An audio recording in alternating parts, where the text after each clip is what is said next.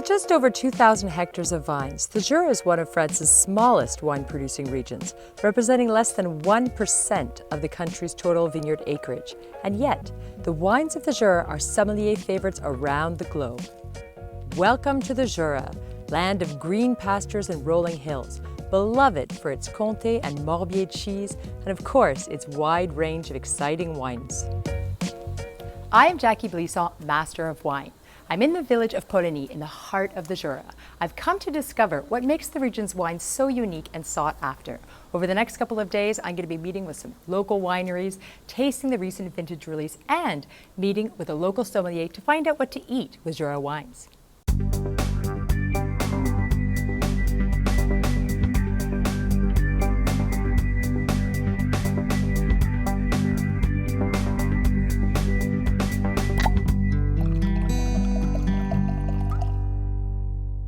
The Jura has some pretty impressive claims to fame. The Jurassic period was named after the Jura Mountains because it was here that the limestone of the period was first studied. French chemist Louis Pasteur was born here. We can thank him for the rabies vaccine, but also for his studies on microbial fermentation, which really propelled the winemaking world forward. The Jura is located in eastern France, between Burgundy and Switzerland. The vineyards stretch across an 80-kilometer expanse in the foothills of the Jura Mountains in an area called the Revermont. This is a cool climate area, similar to parts of Champagne and Burgundy. Spring frosts, hail, mildew, rot can all wreak havoc in the vineyards, making it a pretty challenging place to grow grapes. Despite this, the Jura prides itself on being one of the most organic vineyards in France.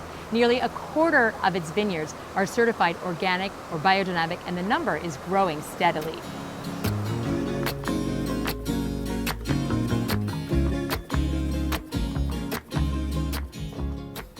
The Jura produces a dizzying array of different wine styles. Dry white wines are produced from Chardonnay and Savagnin in a non-oxidative houillé style, as well as sous voile under a veil of yeast, the most famous of which is, of course, the Vin Jaune. They also produce rosé and red wine from Trousseau, Poulsard, and Pinot Noir. The region also produces excellent Crémant, Macle du Jura, Mar, and Vin de Paille. I'm in front of the Château de Pécaud. Tomorrow, I'm going to be doing a major overview tasting of all the region's wines, so I better get a good night's sleep.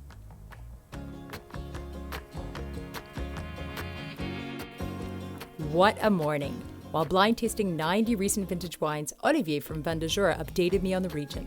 Mais en Crémant millésimé, on trouve beaucoup du 2016. Crémant is on the rise, now making up a quarter of Jura wine sales. Quality was high across the board, with some standout, subtly oxidative dry whites and fragrant Poulsard reds. Enough tasting for now. It's time for a walk through the vineyards to stretch my legs.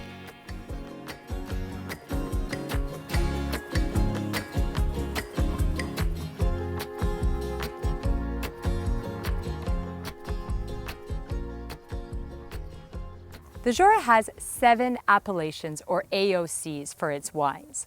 4 are geographic and 3 are related to specific wine styles. My tour starts in the northeast, the capital of Jura wine country, Arbois. Arbois is the most historic and also one of the largest of Jura's appellations. I've come to the Arbois village of Montigny-les-Arceaux, prized terroir for the Trousseau grape. I'm here to meet Domaine Baud and Stéphane Tissot. The estate was founded in the 1960s by André and Mireille Tissot. Their son Stéphane took up the reins in the 1990s and grew the property to its current 50 hectares and converted the vineyards to organic and biodynamic viticulture.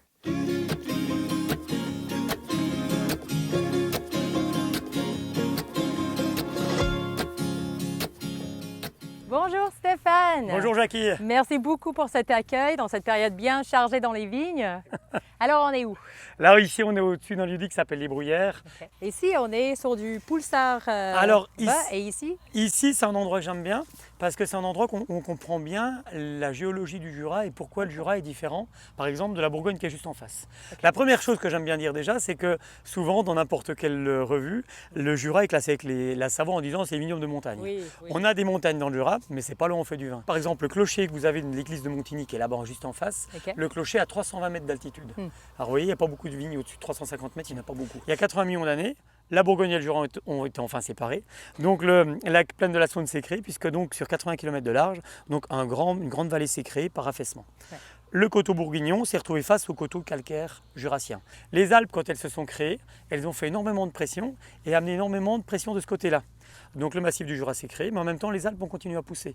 Donc le massif du Jura s'est retrouvé avancé en direction de la Bourgogne d'à peu près 5 km. Et en contrebas de ce massif où nous nous trouvons nous, ben forcément il y a eu beaucoup de chamboulements. C'est pour ça que le Jura n'est pas du tout aussi régulier que la Bourgogne. Et les argiles qui étaient en sous-sol se sont retrouvées à la surface. Ouais. Donc alors du coup, Jacky, le Jura, on se retrouve avec une mosaïque de plein de terroirs différents. Comme je disais, il y a à peu près 30% de sol calcaire, 70% de sol argileux. Ouais. Mais la différence est assez dingue. Quand on parle de sol calcaire, si tu veux, tu vas te retrouver avec des sols qui sont assez meubles, assez faciles. Ouais. Tu vois, par exemple, ça c'est les sols tout à fait typiques, tu vois, qui vont tout de suite s'effriter.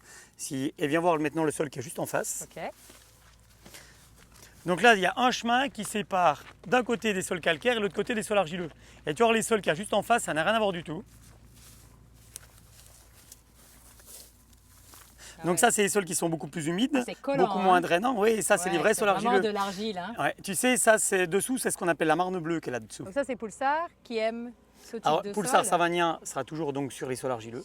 Et puis par contre, les calcaires vont aller principalement les Chardonnay, les Pinots, surtout les Trousseaux, parce que le Trousseau est un cépage assez tardif, qui aime beaucoup de soleil. Ouais. Et le Jura, c'est ça. On va aller tout à l'heure sur la tour de Curon, où les terrains seront encore plus légers que ceux-ci.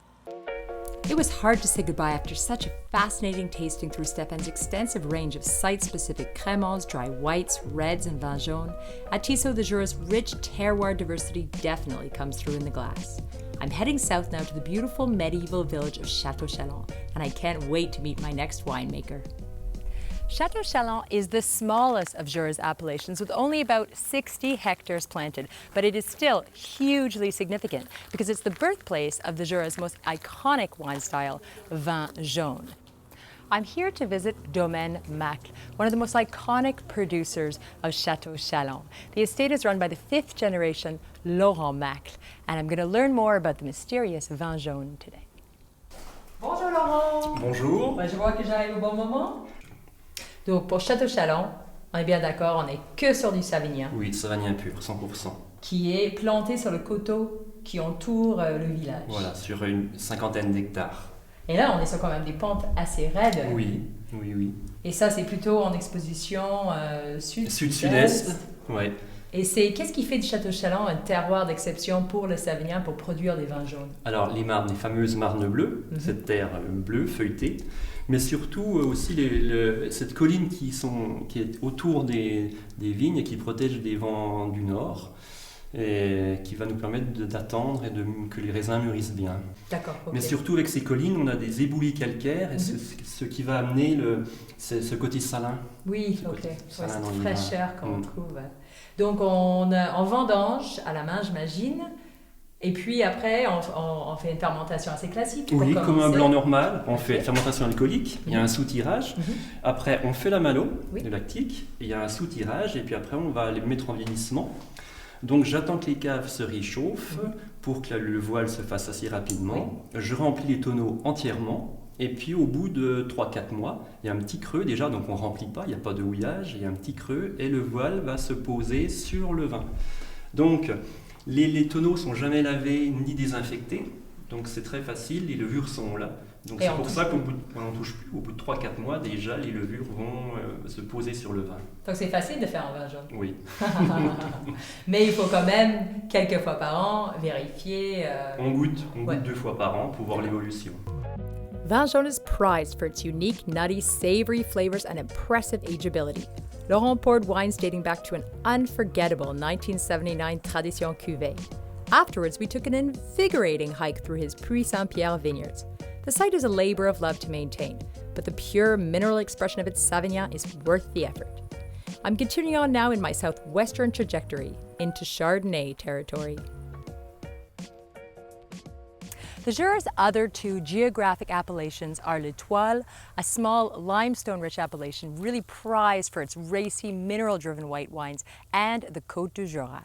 The Côte du Jura is the largest of Jura's appellations. It spans the area from north of Arbois all the way to the Jura's southern limits. Chardonnay, which is the most planted grape in the Jura, accounts for about 40%, is mainly planted on the Côte du Jura southern slopes. All of the Jura's wine styles can be produced in Côte du Jura vineyards, but due to its size, vineyard soils and topography can vary quite widely from one site to another. I'm in the Côte du Jura village of Le Vernois, 5 kilometers east of the L'Étoile appellation. I'm here to visit Domaine Baud Génération 9. As the name would indicate, Clémentine and Bastien Baud are the 9th generation of the family to run the estate. They make a wide range of wine, but they're particularly well regarded for their Crémant du Jura. So I'm here to learn more and to taste some bubbles.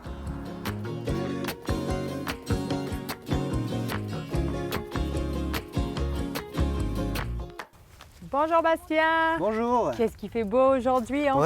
Ouais, ça y est, un petit peu de soleil sur cette année compliquée. C'est clair. Alors on est où? Alors là, ici, nous sommes actuellement sur la commune du Vernois. Ok. On fait beaucoup de crémant sur le domaine. Aujourd'hui, on est entre 40 et 45% de production en crémant. Ça, c'est plutôt sur des parcelles, on va dire, en contrebas. Pourquoi? On ne fait pas des bons crémants à 30 hecto-hectares, ce sont des raisins qui sont trop riches. Okay. Donc des parcelles, on va dire, plus en contrebas, plus productives, avec des sols plus profonds. Quel cépage on utilise pour produire du Crémant du Jura? Alors pour faire du Crémant du Jura, nous pourrions utiliser 5 cépages jurassiens. Nous, sur le domaine, pour les crémants blancs, nous utilisons du Chardonnay pour faire une cuvée blanc brut, donc qui apporte une belle acidité qui s'adapte très bien sur nos sols. Et aussi du Pinot Noir qui est un petit peu plus fin, on va dire, pour des crémants plus prestige. Ok, voilà. Ce serait super de les déguster, on peut aller à la cave? Avec grand plaisir, allons-y maintenant.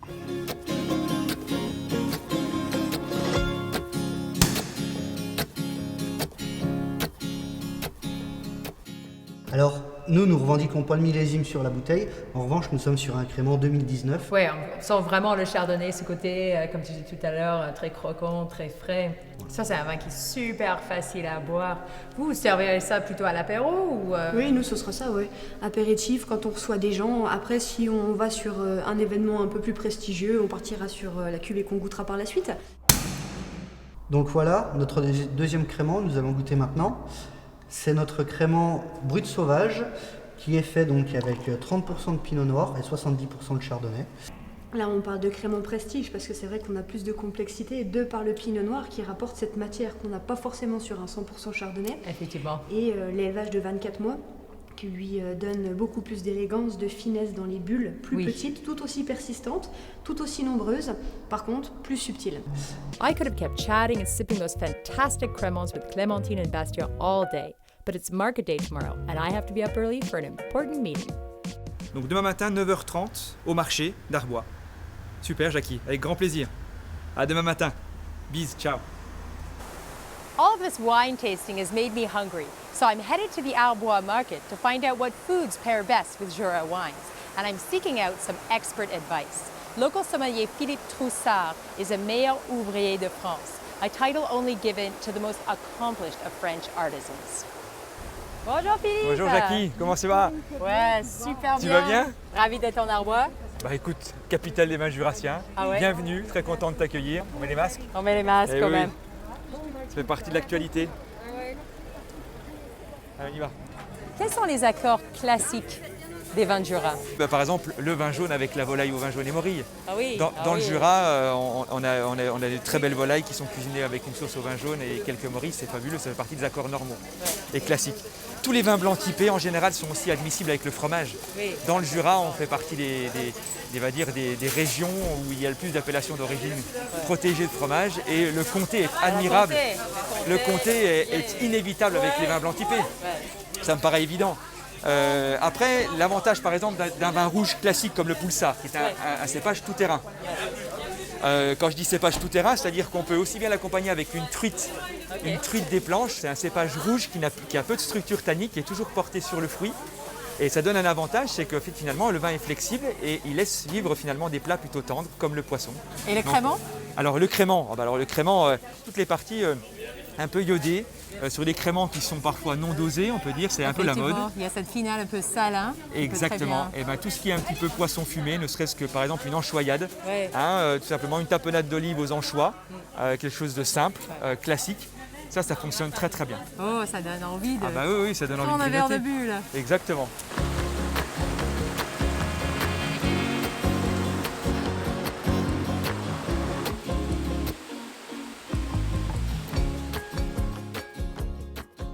There's no doubt about it, this is a stunning region with beautiful lime and marlstone soils, making racy, refreshing, unique wines that are definitely food friendly. There was once 20,000 hectares of vines planted here, but after phylloxera and 2 world wars, the region is down to 1/10 of that size. It's a pretty wild place to grow and a challenging one. 2021 has not been easy. Spring frosts, hail, and non-stop rain, which looks like it might fall any second. But despite that, there's a real commitment here to organic and sustainable winemaking practices. It's a traditional region with tons of energy, lots of experimentation, and a few wine styles that are really growing strongly on export markets and at home, like Crémant du Jura. It's a small but mighty region, and I'm excited to see how it evolves in the years to come. But I think now I'm about to get rained on, and I'm thirsty, so I'm going to go into Arbois and have myself a drink.